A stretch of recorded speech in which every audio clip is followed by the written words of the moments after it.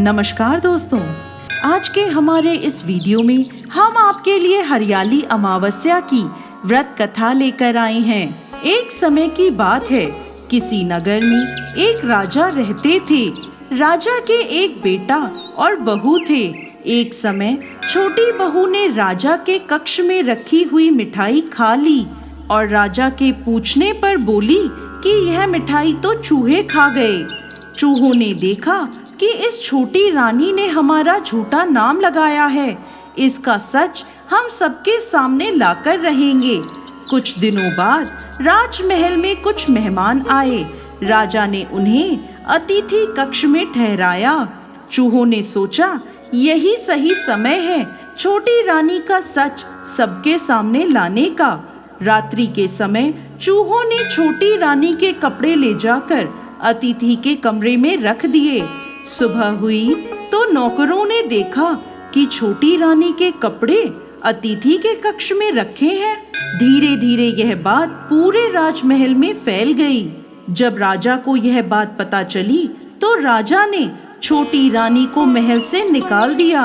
छोटी रानी हर रोज पीपल के पेड़ के नीचे एक दीपक जलाती थी और जवारे बोती थी। एक दिन जब राजा शिकार से लौट रहा था तो उसने रास्ते में देखा कि बाड़ी के पीपल के पेड़ के नीचे कुछ जगमगा रहा है। राजा ने अपने सैनिकों से कहा कि जाओ और उस पेड़ के ऊपर बैठकर देखो कि यहाँ क्या जादू हो रहा है। राजा के सैनिक गए और पीपल के पेड़ पर चढ़कर बैठ गए।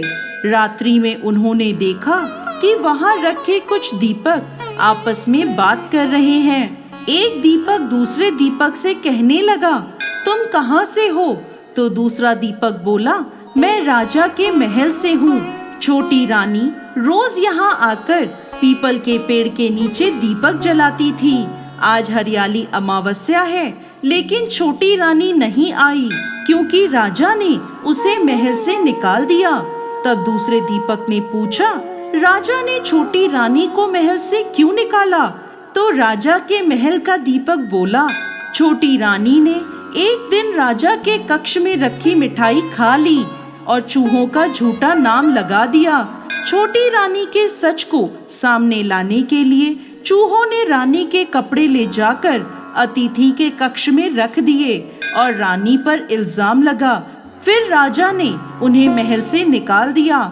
इसीलिए आज मैं सूना हूँ। सिपाहियों ने जब यह बात सुनी तो वह तुरंत पेड़ से उतरे और महल में जाकर उन्होंने राजा को सारी बात बता दी।